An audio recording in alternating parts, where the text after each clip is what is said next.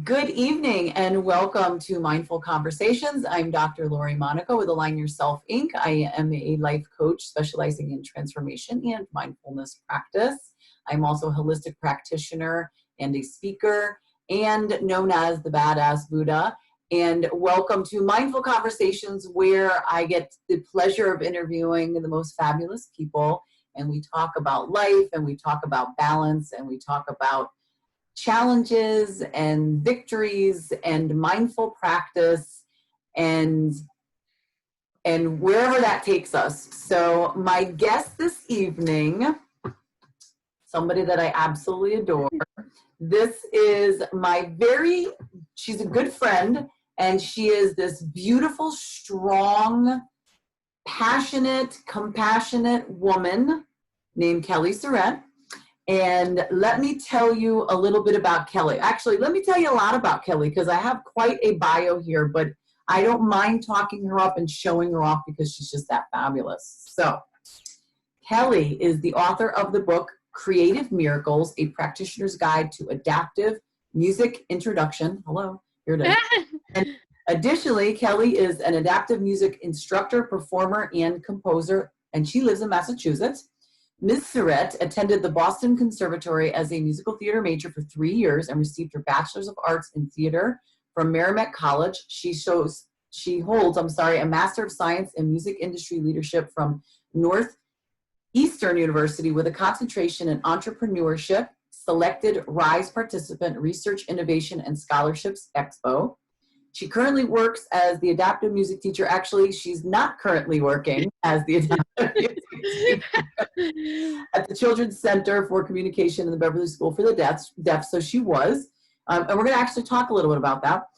In 2020, Ms. Surette was an invited guest lecturer in adaptive music instruction at the Bridgewater State University Children's Physical Development Clinic, the LEND program, Leadership Education in Neurodevelopmental and Related Disabilities program at Boston Children's Hospital, and at York University, Steinhardt, where she spoke to undergraduate music education majors. She also presented, I'm going to run out of breath for this one. You have to read it all. It's fine, because you're so fabulous. Everybody needs to hear all this. So she also presented adaptive music instruction, making music accessible to learners with disabilities at the International Music Education Summit, and served on an expert panel discussing adaptable music.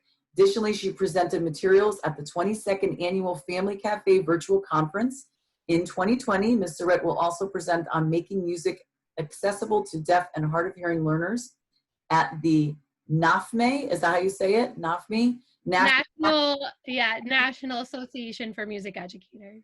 Okay, in Miami, and at the Able Arts Assembly, Arts Better the Lives of Everyone at the Berklee College of Music Institute for Arts Education and Special Needs. Ms. Surette has been featured as a poster presenter at the Massachusetts Council for Exceptional Children 2019 conference, Innovations in Special Education, where she presented her poster, Adaptive Music Instruction, teaching music to students with disabilities. The reason I really want to keep reading all of this is because of the time frame that all of this kind of fell into, because this is all like a year. Like, this is all, she's done all this in like 1 year. So this is really important that I keep reading all of this.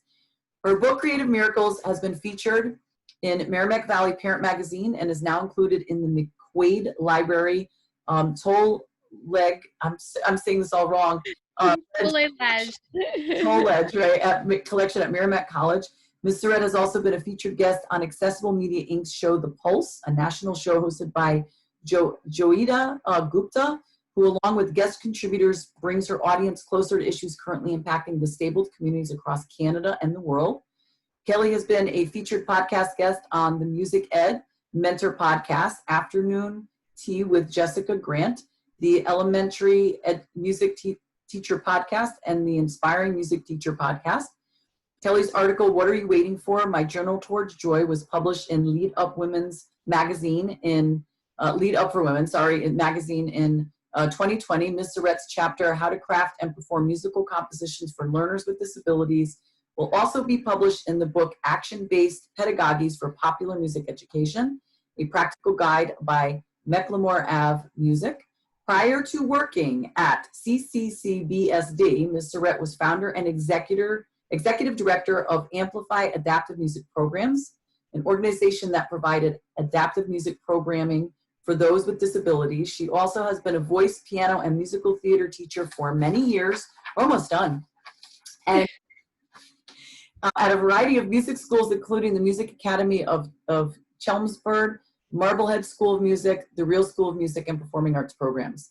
She has performed in many musical theater productions in New England at theaters such as Marblehead Little Theater, the Rogers Center for the Arts, Ivoryton Playhouse, Hartford Stage Company, and the Emmeline Theater. Ms. Surette is the composer of the musical Miles to Amelia. It's my middle daughter's middle name. 2013 NYMF candidate, a Golden Cord, the musical, and Never Saw Gray Like This Before, winner of the Merrimack College Award for Social Justice Campus Catalyst Grant, and nominated member of the Women's Leadership Seminar. She is a proud graduate of the Greater Hartford Academy of the Performing Arts. She lives in Groveland, Mass. With her husband, Christopher, and their two beautiful daughters, Riel and Chelsea. Now, end of the show. Thank you for coming. Bye-bye. Oh my God. Kelly, oh my God. I'm so happy you're here. You are rocking, my girl. Like, you really are. And you've done this in such a short period of time. And, you know, we were just going to start with like opening chit chat. How are you? Which, you know, we can feather in as we go. But I really do want to emphasize the very second question that we're just going to jump right into it, because plus I need a break from talking. You are mother of two little ones, two great little ones, by the way, a wife, an author, composer, creator, and you are an adaptive music teacher. So before we get into what grounds you and how do you create balance with all the things that you're doing, first tell everyone what an adaptive music teacher is.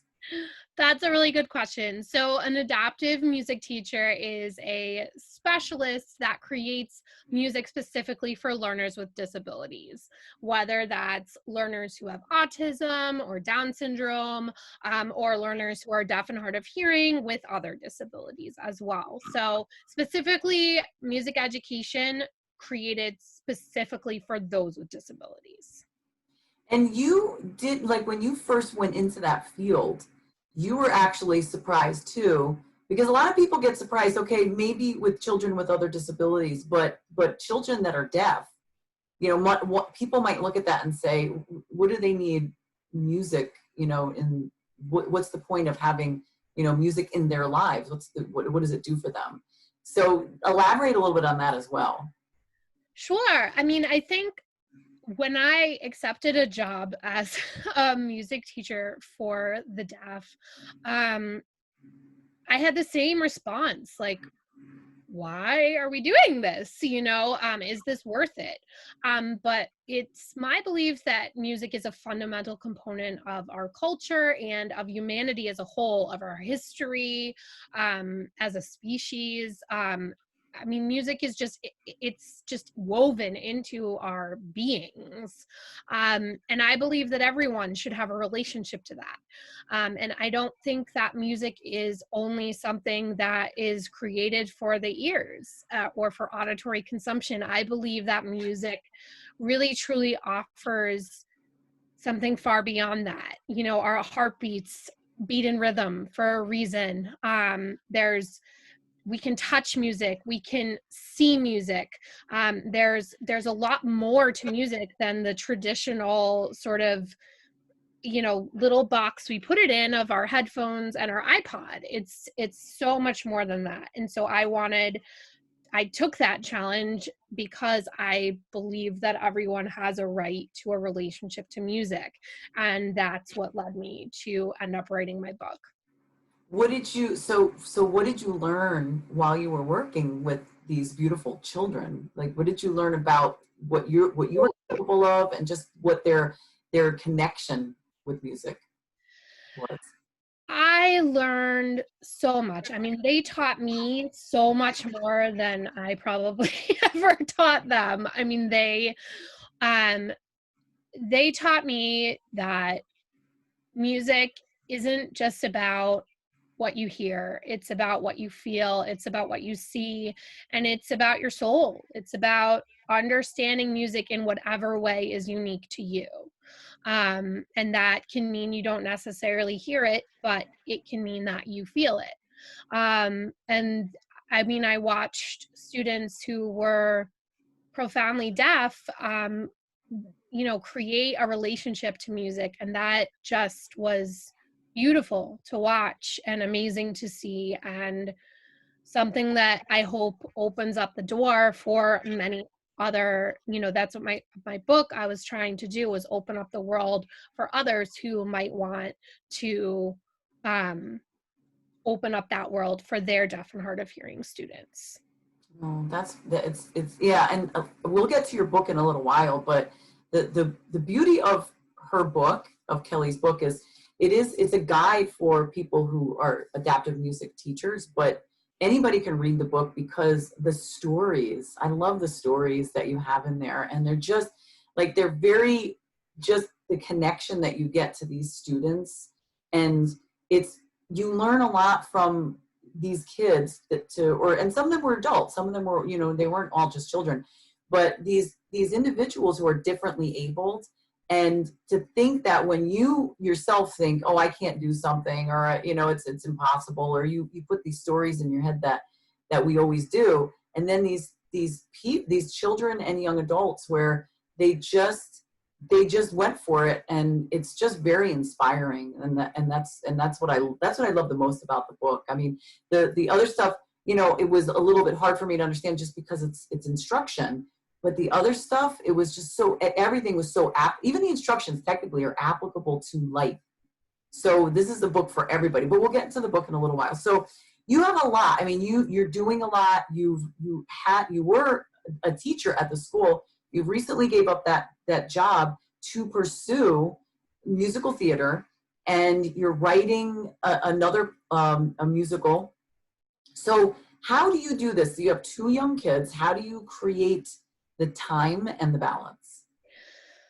And do you practice self-care? Oh my gosh, yes, all of the above. So my sort of motto, has been family comes first. But I do believe that I'm raising 2 daughters. I have 2 girls. And I believe that they benefit tremendously from seeing me pursue my passion and pursue more than just being a mom.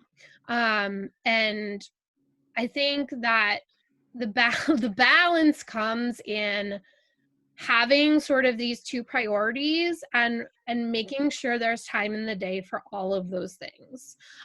So, my children, I'm very fortunate. I have young children. They still take naps. So that is incredibly sacred time for me. That is always working time. Even today, I just now finished a song while they napped, because that I can't give up that precious time for Netflix. Like, that's the time where I have to work, and I'm very, very self-disciplined. I've always been very self-disciplined. If I commit to 3 hours of sitting at a piano while my children nap, that 3 hours, I better be sitting at the piano and watching my children nap. I'm watching and letting my children nap. Because I just believe in, you can have natural abilities and you can have natural talents, but if you don't have that work ethic and you don't have that consistency of daily repetition, I'm better off putting in 3 concentrated hours than, an hour here, an hour there throughout the day that's distracted. So I really let that be concentrated time. And then I balance the other time with my kids. I used to wake up really early before coronavirus, and I would work before. Now I stay up later and sleep in a little bit later. And at night is my study time. I view myself right now as in my own self master's program that I'm creating for myself. where every night after they go to bed, I'm doing 2 hours of reading and watching theater and just studying it myself, separate from my own writing, but just continuing to really, push myself to grow professionally at the same time as I'm writing. So I do balance it all sort of in a weird schedule throughout the day. But to answer your self-care question, yes, I'm a big self-care person before anything. Honestly, even before my children has to come exercise for me. Not that I would just leave my children to like starve in the corner while I work out, but that's a first priority for me, because I know that if I don't put that time into exercise, like my body needs that. I need that the chemicals that come from exercise. It's not about vanity for me. It's really about just, I need those endorphins. I need that. My body needs it. And if I don't get that, then things start to, I just know my body and I know myself really, really well. So I make sure that that's a big piece of my day. And then also meditation is a huge part of my day. It has That's to. perfect. That's Yeah. well, you know what? You hit it right where it needs to be, because mindfulness practice is about being aware. The fact that you're aware of what you need and that you honor yourself to give it, because sometimes we even know what we need, but we just don't honor ourselves to give it. So Right. you're aware of what you need, you honor yourself. You also have this self-discipline, which is absolutely fabulous, and you hold yourself accountable to those times. Like when you're working, you say, okay, I'm gonna work from this time to this time exclusively, and then I'm gonna take a break, and then I'm gonna work this time and this time. And you're doing specific things in the afternoon and specific things at night, which is really great. I mean, just that, people don't view self-care, or yeah, basically self-care as sometimes scheduling routines, because they think of, oh, it's just a schedule, it's just a routine. But if it keeps you sane, if it keeps you calm, then it's an element of self-care. So that's very cool. Good for you. That's great. And I have a great husband who lets me help out on the weekend, who helps me out on the weekends. So then I can Good. work on the weekends Oh, as well. good. That's good. So he takes over, and that's a big thing too, right there, is to have that extra. Excuse me. Now it's like you're all part of the team, and everybody's playing their role, and some shifting goes on when other people need certain things. So that's absolutely fabulous.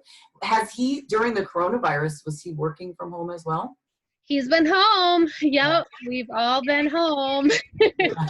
So that's been an adventure. But it's been, you know what though? Honestly, it's the biggest reason that I chose to leave a job that I absolutely love.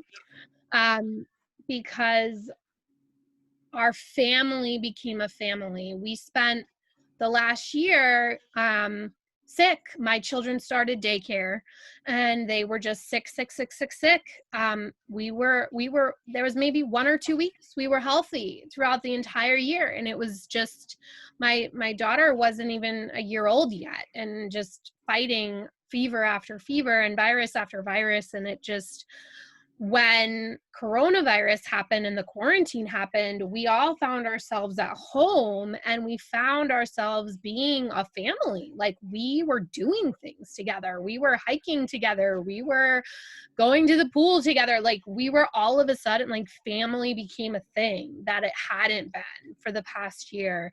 And we just saw the value in that. There was such a value in that. For us, we just realized how much we were floundering as a family. And I think coronavirus has done that for a lot of people. I think Yeah, that I agree. just recognizing the importance of the family unit and investing in that, I think has become a thing. I mean, and then on top of it, you don't want to send your kids back to daycare. You don't want to expose yourself. So you make hard decisions. Hard decisions are hard. They're hard. That's why they're They're called hard hard for, decisions. yeah. Yeah. They're hard for a reason. But you taught me, you taught me to really trust that the heart, and breathe into the heart and let the heart speak. And I have followed that ever since, and it has yet to steer me wrong. So I'm trusting in that. Oh, that's great. I mean, that's so great. I think a lot of people with the whole coronavirus, there were so many shifts and transformations. And for other people, it was a big wake up call. And some really stepped up to that wake up, and others just floundered and are really fighting it. And it's beautiful that all of you, it's not just you, it's your husband and the two girls, that you all just stepped in and you said, you know what, this doesn't feel right and this feels right. And I'm assuming, right, in the last few months, nobody got sick, right? Nobody got sick. It was amazing. It was amazing. Yeah, and we've just been healthy and living. Like we were just so sick. I mean, all the time. Between, I worked at a school, my children were in daycare, my husband worked with the public, and it was just boom, boom, boom, one after another, and I mean, debilitating viruses, Yeah, bronchitis and all, I mean, long lasting things. And we got healthy, and it's worth it. It's just that's worth it. great. That's great. So you are amazing. I mean, the amount of things that you have done in 1 year's time, and you're not stopping. It's like you keep moving forward, you keep reinventing, you keep I love the fact that at night you're learning. You're teaching yourself about musicals and that whole genre, because transformation's lifelong, and we know that. And we know that, anybody who says, I've learned it all, that's the person you don't ever talk to, because there's always so much to learn. Yeah. And Oh you yeah. grow, and you're so open to it. And so you are it's just constantly like up, like you are just going down that path, and you're hitting the top of that mountain. You're going to look down, and you're probably looking down periodically anyway. So I know you've mentioned to me that you've had traumas in your life. And Mhm. how would you say that your past has created your present, with who you are now? How has your past contributed to that? Um, I mean, in the biggest ways, I feel like I have had to, um, it's a hard question, I guess. Like, I think that because no, As no, for anything. it's a good question. It's a good question. It's a really good thing for me to think about and have to talk about. I think that um, the biggest trauma in my past was I was a victim of a sexual assault, and that sexual assault actually went through the process of going towards a trial. So I was, not only did I have the assault, I was dealing with 3 years of being in the court system. And that took a major toll on who I was. It definitely, I'd say before I was sort of this girl who was like, everybody's unconditionally loving and there's so much love to give. And I really sort of had to learn the hard way about the hardness of life, the bark and the bite of life. And I think it left me with a lot of PTSD. It left me with a lot of anger and a lot of sadness. And I have had to, I mean, I've had to compartmentalize that time in my life in a pretty big way. And I think that the way that I did that was through music and art, and creating. Actually wrote a college musical about that experience. Wow. So yeah, and it's something that I think, the trauma definitely forced me to, I mean, I remember being just in my bathroom of this apartment, one bedroom apartment. I was alone. I was in a new area that I didn't know anyone. I was like literally alone. And there was private investigators camped outside my apartment building. And I was, 20-year-old college kid. Who had no idea who she was, and I think that having to go through that and go through that experience, like, that was my low. Like, that was the bottom. That was me sitting on the bathroom floor, like, oh my God, like, how do I get up? Like, I can't get up. Like, but I did. And I went every day, and I got back in the courtroom every time the court case came up. And I think that it just taught me perseverance. It taught me, getting up again, even though you really don't want to. And I think that's become a huge piece of who I am, is like, they knock me down and I get back up. Anybody, I'm a really sensitive person. I'm a hyper sensitive person. So if somebody looks at me the wrong way, I take it personally. And I think that, because of like just constantly having to pick myself back up, and using some of the tools that I've learned over time, meditation, exercise, all of the things that I need to put in place to be able to handle the blows, has gotten me to a point where now I can take on bigger blows, and I can take on putting myself out there in a bigger way, knowing that not everybody's going to like it. Not everybody's going to want to see that.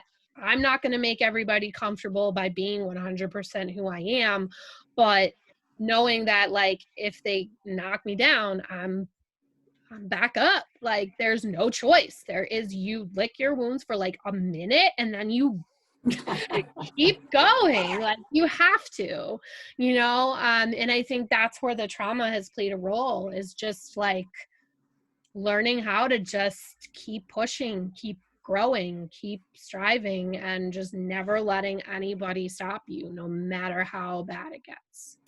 And it's fabulous too, because you're in an industry where you've been in that industry since you were little, and it's a very competitive industry. It's also an industry that people will say things to you that most other people could never get away with saying to anybody, because it's so insulting.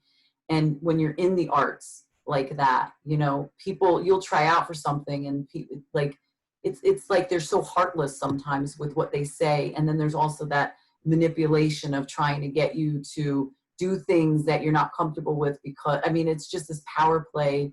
And you persevered through all of that, and that's incredible. And you, not only is it wonderful to show how resilient you are, but it's also a great lesson for your daughters. You have girls, and you have a lot to be able to explain to them as they age. Once they get to a certain age, and you can start sharing how much of your story you want to share. And you also have the insight. You say, you're like, if somebody looks at you the wrong way, you take it wrong, but you see things that other people maybe can't see because of your experiences, which is really fantastic. Well, and I think it's really, really important to mention too, for anybody that is watching this that might be like, well, why am I not, getting back up again? And like, why don't I feel that way? Like, I think it's really important to note, like, I failed out of college. Like, I did not, being in musical theater and going to the Boston Conservatory was, I left, I came back, I left, I came back, and I left again. I didn't fail out, I guess, per se, by their standard, but by mine. I was so blown away by being in such a competitive environment, and being so sensitive, and being so emotional, and being a kid not ready for that kind of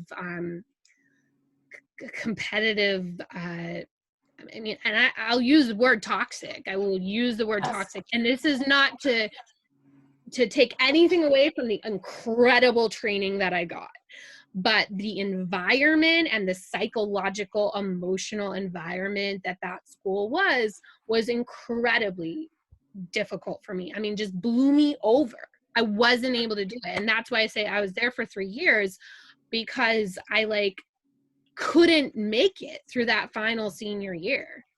So it's not to say that it was all like, oh, I just picked myself up again. And like, no, like I fell on my ass and worked at Longhorn Steakhouse in Boston because I like left my dream.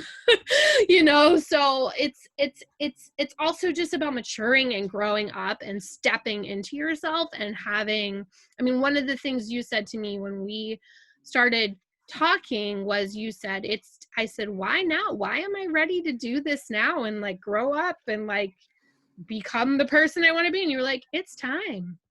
You just said, it's time, Kel. You're like, it's just time. And I was like, yeah, it is time, but it takes time to get there. Yes. And to get to that point, So I think that's important to say, because it wasn't all smooth sailing. Let's put it. It wasn't like one day you said it and then it was all different. The world was, all of a sudden the butterflies came out and the birds are flying. And listen, I've been there too. I mean, when I went to chiropractic school, I came fresh out of college, and I was on the first time on my own, living in another state, very far away from where I lived. And I ended up dating somebody, and I got it was a very, very bad, very toxic relationship. And I got really depressed, and I lasted 2 terms and I dropped out. And I stayed out for 3 years until I figured out, or 2 years till I figured out what I wanted to do. It wasn't actually age. It was just, I didn't have the maturity level, the emotional maturity, but plus I'd also never been in a relationship like that. And when I finally got it together, I went back, and then I finished. But it's like you get knocked down, and that wasn't the last time I got knocked down. I got knocked down numerous times as an adult. And so that's such a good point, because again, that's resilience. Resilience isn't a one-shot deal. It's not like you hit your rock bottom or you're at whatever, and then you come back up and you dust yourself off. Okay, I'm good. Sometimes you have to hit it a few times and then finally pick yourself up. And then all of a sudden you get to that level where all of a sudden it's right. Everything lines up, and you're like, okay, I'm done with that. There's no point in holding on to it anymore. Or you're just done learning the same lesson over and over. Right? You're like, oh my God, what the heck is wrong with me? Yes. Oh my God. So, you said something great to me when we were throwing the emails back and forth. You said your passion is music, family, writing, and creativity, and you think that the thing that drives you the most is creativity. How strong is this drive, and why is it so important for people to create their passion and purpose and drive? So this drive is like insane. Like, I think I'm like another level of drive when it comes to being creative. I have a kind of creativity that it finds me, like I don't find it.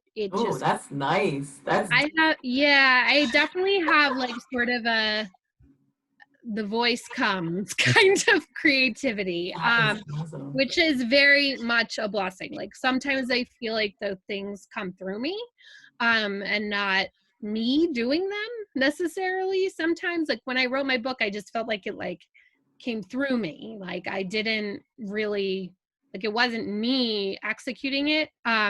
So I definitely have that sort of creativity, and that's how I feel about music. And when I write music, I just know how it's supposed to be. I don't know why I know. I don't know how I know. I just know.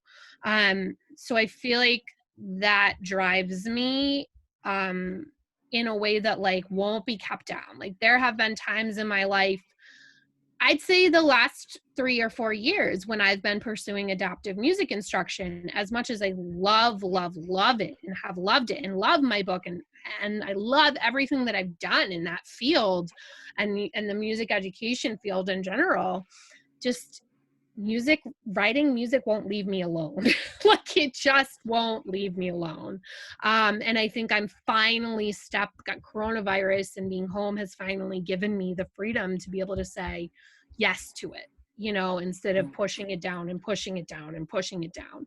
So creativity is like a major drive. And I think But I think I'm really blessed and really, really lucky to have this. I've always had this constant music. I've always had music my whole life since I was 1 year old and lining up my stuffed animals and singing to them in the crib. I've had music my whole life. Now, my brother is 26.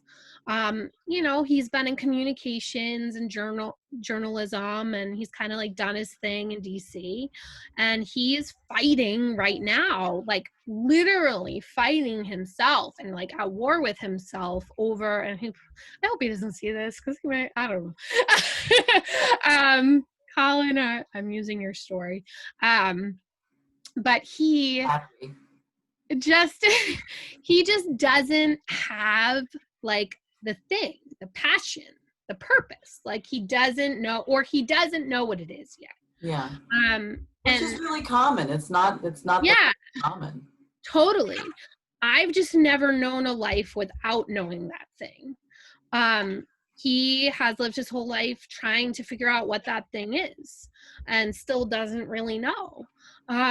So I think, but he's a great person and a great human and a wonderful brother and boyfriend and son and all of these amazing things that he is, and brilliant and smart and I mean, he's 1,000 things. So to your question of how important is it for you to find your passion and your purpose,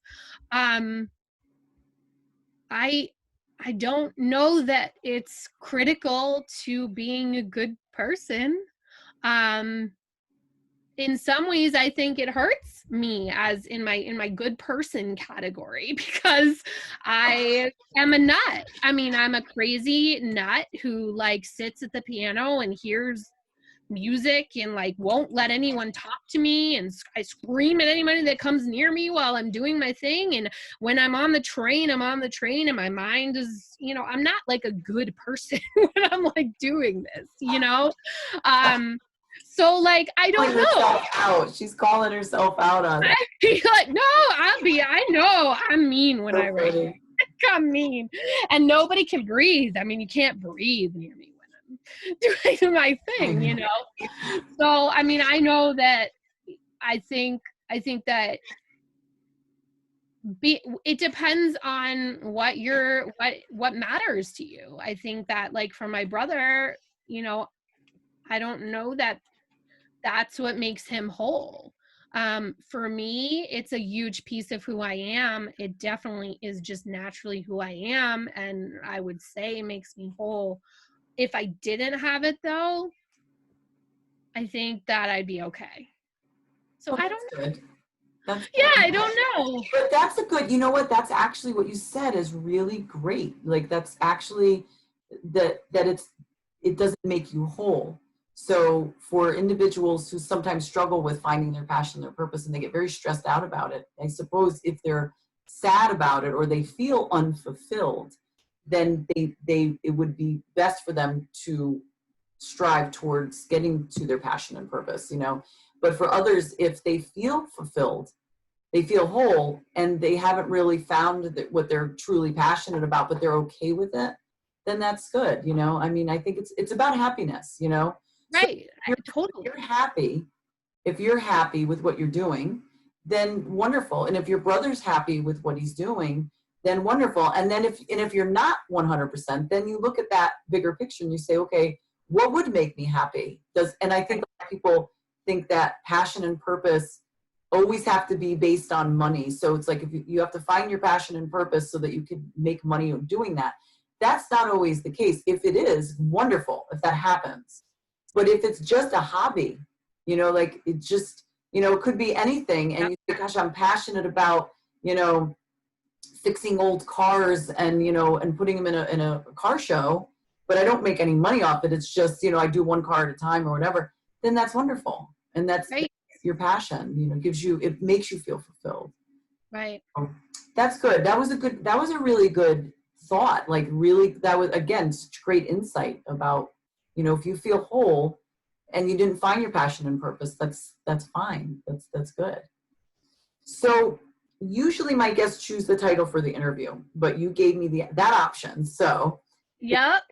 so about you. I chose overcoming the fear and stepping into your life. I chose this because I know you've been through, I know what you've been through, and I've seen you take charge and play big, and I'm so proud of you. I really am. I mean, I share, when I share stories to other clients, about other clients, I don't ever say names, you know, but you're such a great, I love sharing your story because it's just, it's like, you definitely knew that you're driven, you know, because the minute honest to God, the minute you said to do something, like I said to do something, you like did it, you know, like, and that was it. It was like, oh, go, all right, I'm off, and that's what you did. That's exactly what you do, especially with the book. Um, so, share with the audience what you have learned from your journey and why you are no longer really looking back. Man, I think that I've just learned to tell myself that looking, like, there's no time for it.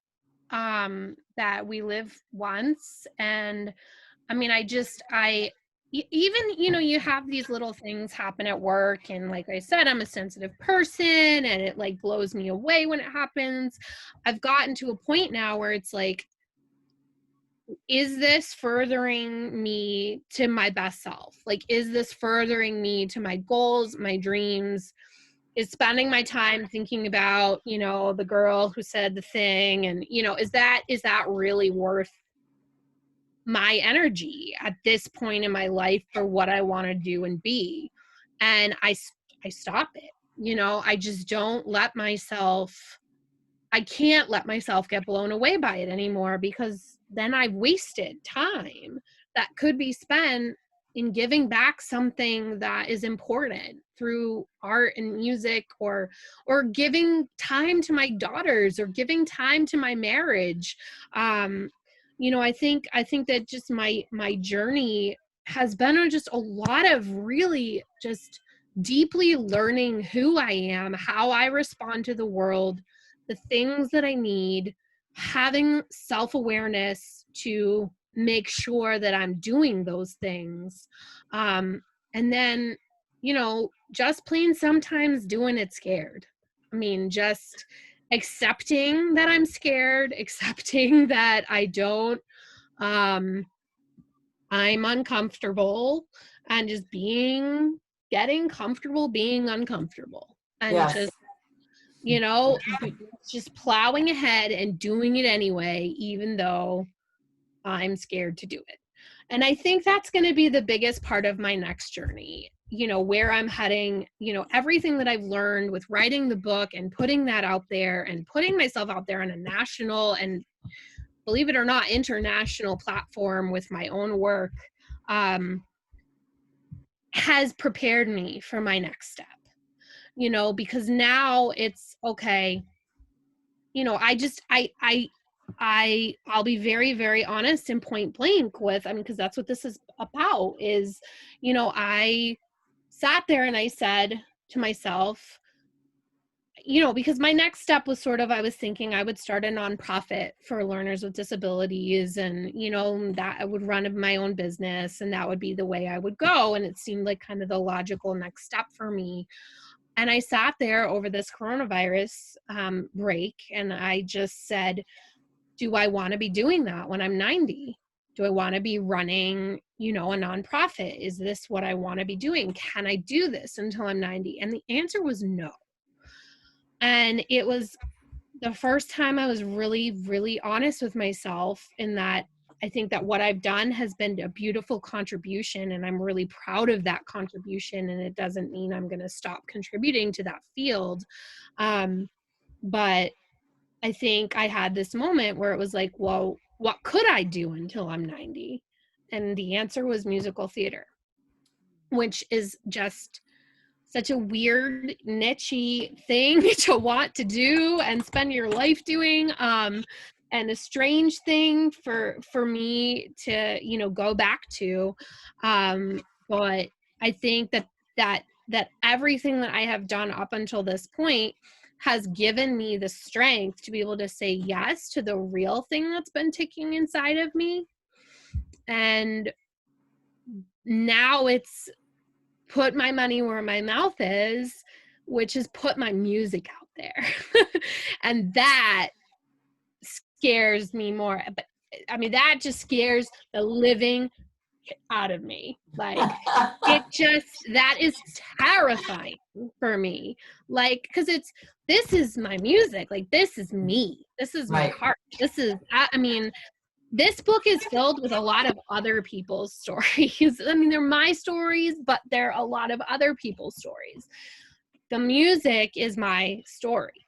And putting that out there, that's absolutely terrifying. But because I've been able to put this other stuff out there and put myself out there and, like you said, play big, now I'm really gonna play big and I'm not gonna stop. And it's terrifying, but there's no choice, right? So, but you know what though, it's everything happens for a reason, and your journey has been a great one in that, I mean, what you had to go through and experience, but then also taking that moment where you went into the adaptive music career and you got to meet these children and young adults who every day is a struggle for some of them, every day is a challenge, and you saw their strength and you were able to look within yourself and see your strength as well, and to step in and say, you know what, if these individuals can get out there and do the things that they do because they have to, they have no choice, they have to, then I can do it too. And now you're different in that, yes, you're putting that out there and you're scared and you're stepping into the unknown, but it's okay, because there will be somebodies that love what you do and they love what you have to offer. There always will be. And I think that's the thing. It's like when you're in the industry that you're in, and when you were younger and you heard you weren't good enough, or or worse, or terribly worse, it's like, oh, then there's only certain people and certain ways of doing it, and they only like certain things. And that is such a lie. It's a lie that's always told in that industry, because it's just like, and this is the dumbest example, I think, but the only thing that popped into my head was when these people go and try out for, let's say, American Idol, and you get like the top 5, and of course the one that gets the top one is the one that gets the record deal. Well, not really. They win the American Idol thing, but there's like person number 2, person number 3, person number 4. They got on stage and people got to see what they do, and a lot of them are also offered labels because they like their style. So it's one size fits all. So you stepping in and being brave, because that's what you're doing. You're being brave, and you are saying, I'm worth it. Like I can create something spectacular, and it's worth the world to see it. Is everybody going to like it? No, but the ones that do, their lives will be touched. You will change their lives, because that's what music does. Music changes people's lives, and you're a part of that. And it's such an honor to be friends with you, that to be friends with somebody that is a part of that and is stepping into her greatness and just putting it out there, because you're inspirational to a lot of people with that, because it is. And especially like your daughters and any other female that knows you, and any other male really, but yeah, so good for you. So you have a good tribe behind you. So yes. Don't be too afraid, Not you, man. If I mess up, I'll just call you. When I mess up, when I get scared, You'll be good. You'll be all right. So listen, we have a few minutes left, and I do want to just tell everybody a little bit about the book, like what's in the book, and it's I'm sure one of many books that you will write between now and the next 20 years. So tell a little bit about that. Yeah, so the book is called, it looks like this. It's called Creative Miracles, A Practitioner's Guide to Adaptive Music Instruction, and you can find it on Amazon. Just type it on in there, or you can go to my website, which is www.kelly, Surette, Surette.com, and you can grab it on there. And it's a book about it is about adaptive music instruction. It's about it's a practitioner's guide. It's actually practical how-tos. This book covers everything from having your hair pulled and being the music teacher to, dancing with your students. I mean, just it covers everything that could happen in the music room, the reality of what happens in the music room when you're teaching learners with disabilities. It talks about the approach, the mindset, how to work with yourself and your own insecurities when you're in that environment. And it's a lot of stories. It's really a love story about like my love for music and how I was able to take that love and give that love to all the students that I love. So there are a lot of stories about different individuals that I have come across in the years that I've been in the field. And it's really for everyone. I mean, it's definitely for music educators, but anyone that has an interest in learning more about how to work with this population from an artistic perspective, I think it's really great for them.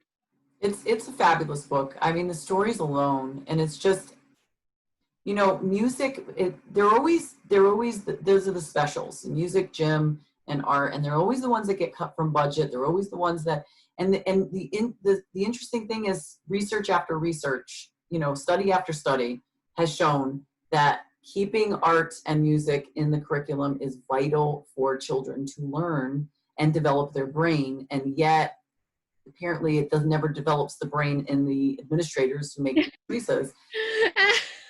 And I remember you told me a story about an upcoming concert, and let's see if I remember correctly. So you were getting ready to do a concert, and all these children. This is the school specifically for, right? It's specifically for children that are deaf and hard of hearing, right? Is that okay?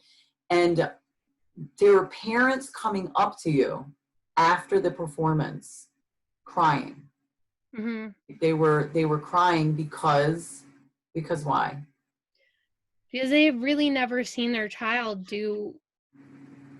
I mean, in some cases, someone say to me, "I've never seen my child do much of anything, let alone perform on a stage." So that was tremendously meaningful. I mean, like I said, I've been part of a million musical theater performances, and there is nothing like one of the ones for my students. Those were truly, truly beautiful gifts. And because music can touch people in so many ways that even when verbal communication is not possible, and children, especially that are autistic, that seem to be in another world, can all of a sudden come to life, be engaged, and be present because of a sound of music. Yep.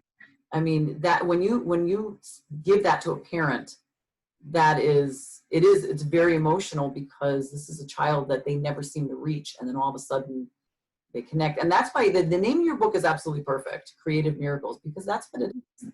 It really is. You created miracles by that creative element of yourself, and it's just absolutely spectacular. So you gave everybody how to reach you. You're also on Facebook and Instagram, right? Yep, you can find me at, Kelly Surette on Facebook and Instagram. I'm a adaptive music maker. So adaptive_music_maker.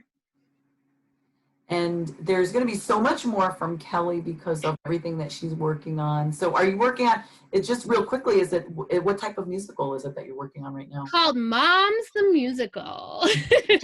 And it is about two moms who come from very different approaches and worlds. One mom really can't connect with her child and is really struggling with a career move and a career change and having to be a mom. And then the other one is like appearance of perfection, kind of mom, but there's a lot more going on underneath. So it's sort of about the journey of their unlikely friendship. But in the whole process of the musical, we learn about mom groups on Facebook and mother-in-laws and all the stuff, the birth stories, and I'd say it's a dramedy. There's a lot of stuff to laugh at and stuff to cry at. So it sounds fantastic. How far along are you? So I'm almost done.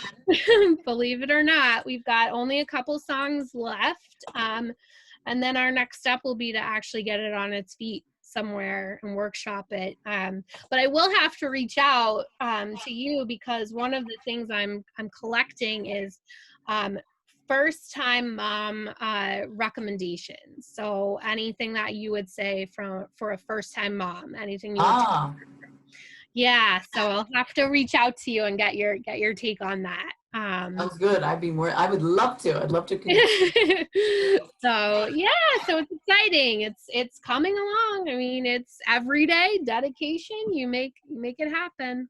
You are fantastic. And again, this is in such a short period of time, and it's once you realize your potential, it's so easy to just keep moving forward and stepping into your greatness. And Kelly's like a perfect example of not letting whatever past happened to sideline her, and just keep going. And not only keep going, but like really stepping up and just catapulting your new career and your family into this unbelievable new chapter, which is absolutely fantastic. And I'm so proud of you and so thankful that you came on tonight. So I love you so much. Comments? What did you say? I'm sorry, I cut you off. I said I love you so much. Oh my God, it's a love fest. I love you too. I love you. I brag about her all the time. It's not kidding you, because she's just there's a couple of I don't want to share the stories right now, but oh my God, the one story that I didn't want to share it. I'm gonna have to share it offline, because I don't want anybody to get upset if I share this story. So anyway, Kelly, thank you so much for coming on. It's been such a pleasure having you, and any time spent with you is just absolutely wonderful, and I love it. And you could, you can reach Kelly. I'm going to put her info on the comment section, and please reach out to her. And she would love to hear your stories and just triumphs and, and insight, and just connect, she's fun to just connect with. So she's awesome. So thank you, Kelly. I appreciate you coming on. Thank you. You're welcome. And so that's another episode of Mindful Conversations. Thank you so much for joining us tonight. And remember, be you, be real, and be extraordinary. Thanks so much. Take care.